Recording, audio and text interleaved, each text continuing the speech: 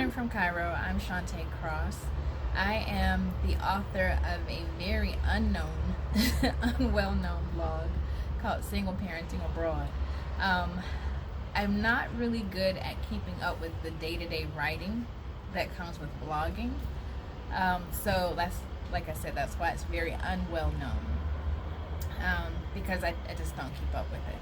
But I do think I want to share my single parenting abroad experience.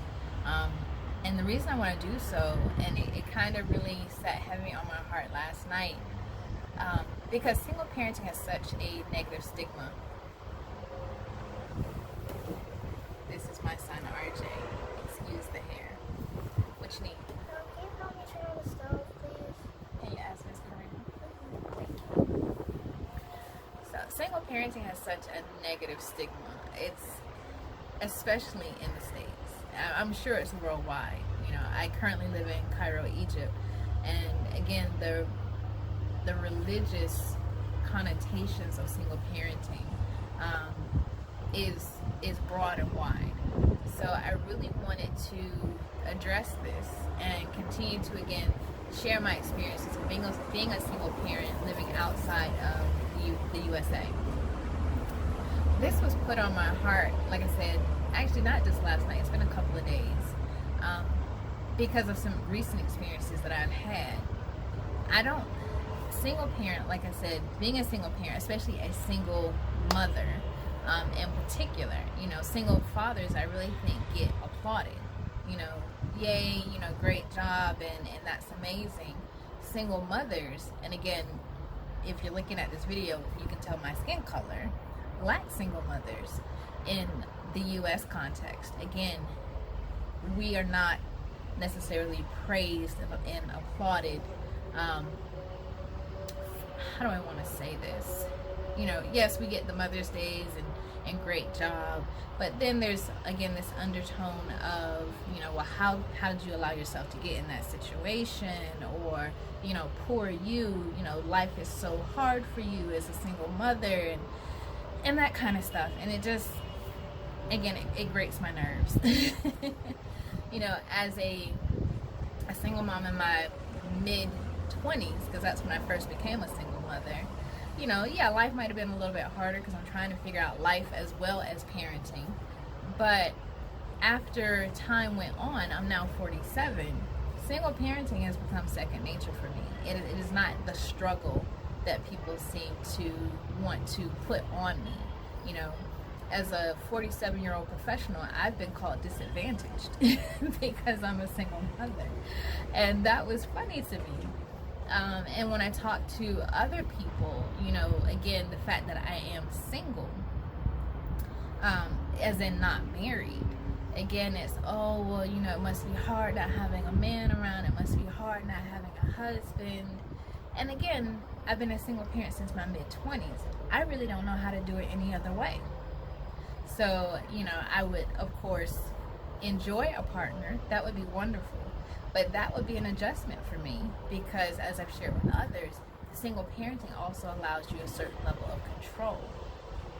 So you have the ability to control your day-to-day life, and you don't really have to consult with anyone. You just do your thing. Now, with my children, because I do treat them as individuals and as human beings, I discuss things with them. You know, like when we move again, we will sit down, we will have a discussion as a family as to where we would like to go, what experiences we would like to have. But then I have the final say. And so not having to have that give and take is selfishly very, very comfortable. So again, this stigma of the single mother, it's aggravating. But again, the true purpose of these videos will be to share my experience as a single parent living internationally. And I hope to be able to have this discussion also with other single parents. That's my goal. I have met other single parents here in Cairo, male and female. So it would be nice for us to be able to sit down and have those discussions and share those discussions with you as to what it's like to be a single parent, again, living outside of our home countries. So far, I'll share a little bit about my experience. it's been wonderful. I have enjoyed every single minute of it.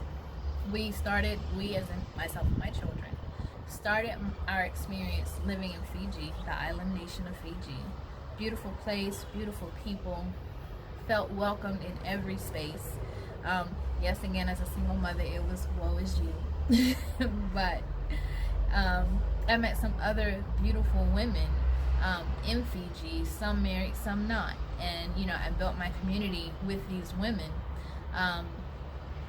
and kind of, built my girl power network, if that's what you want to call it. Again, some married, some not. And so their children were welcomed into my home. My children were welcomed into their home. We shared celebrations with each other. We shared difficult times with each other. It was a beautiful experience. Now we're here in Cairo, Egypt, as I said before. Again, not so much. I think it's also because we're in a time of a pandemic. So for me, living abroad is about making those human connections. And when you have a disease going about that's, saying don't get close to people, and wearing a mask that covers your face, and 6 feet / 2 meters distance between people, it's really hard to make those connections. So again, it hasn't been the best experience, but I do understand why that is. Also, just FYI, one of the benefits of living abroad, at least it has been for me, is being able to hire someone to help us around the house. You heard me just tell my son to go ask Miss Karima to help with the stove. Miss Karima is our housekeeper. In Fiji, we had a wonderful housekeeper by the name of Miss Mary. And so as a single mom, you all know, or a single parent, you all know the great benefit of having someone to help you, take care of certain things around the home. And for me as a working parent, specifically the cleaning, the cooking, all of those things that I would have to do in the States after I got home from an 8-hour shift, come home, do the dishes, do laundry, clean the house, all of that, that's taken care of. So for me, that's a wonderful benefit. That may not be everyone's experience, but it has been my experience since leaving the States. And I hope to continue that trend because, again, it's a wonderful help with me out here on my own. Now, some might say, well, if you got married, you wouldn't have that problem. And you married people know that's not true.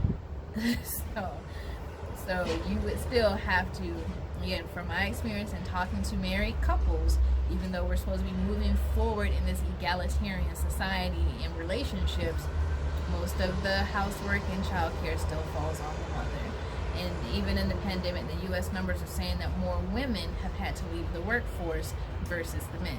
So again, not poo-pooing marriage and relationships. One day, maybe my prince will come, but I am so grateful to have someone that can help me take care of those responsibilities while I'm making a living for my family. So it's been a great experience for me. And for any other single parent who wishes to take that journey of leaving their home country to live and work abroad, Mom, I got a perfect flip. I encourage you. What perfect flip? Of a pancake? Awesome job. So that's all I have for today. Hopefully these videos will continue. I'm also hoping to start a podcast. And again, I would rather that be with more than just myself and just my experience. But for now, it's just me. And I hope you're okay with that. All right, hope to talk to you soon. Again, this is Single Parenting Abroad, aka Shantae Crow.